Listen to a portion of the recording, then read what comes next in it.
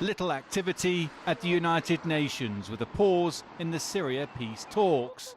But in Syria, the violence continues. The escalation of fighting last week led the UN Syria envoy, Staffan de Mistura, to call on all sides to respect the ceasefire. Despite the airstrikes, the main Syrian government opposition group, the High Negotiations Committee, say they are committed to the talks. But in an exclusive interview with CGTN, HNC delegation member Monza Makus paints a bleak picture. It is difficult, as said Mr. de Mistura himself, to see a significant, let us say, success in the coming days, probably months.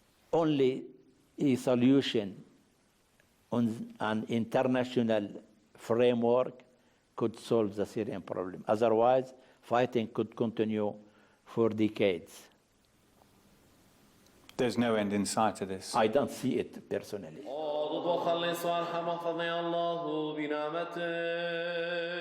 In a suburb of Geneva, Sunday prayers for members of this Antiochian Orthodox Church. Priest Moses is from Syria and came to Switzerland last year. But 3 months ago, he found out his 13-year-old boy had been hit by shrapnel following an explosion in his village.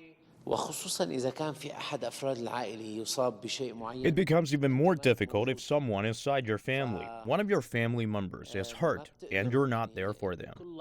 You end up trying to be with them, but there are hundreds of people being wounded and killed every day, with shrapnel, with bullets, or by a car bomb.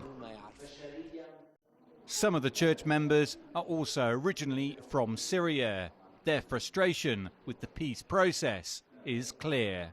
The actors of the conflict, of the war, of the civil war, call it whatever, I think we come to a point where themselves don't know anymore what are their goals, what they're aiming for, what is the end of all of this.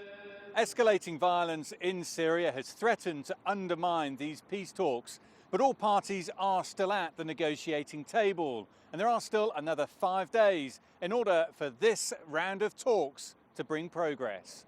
Dan Williams, CGTN, Geneva.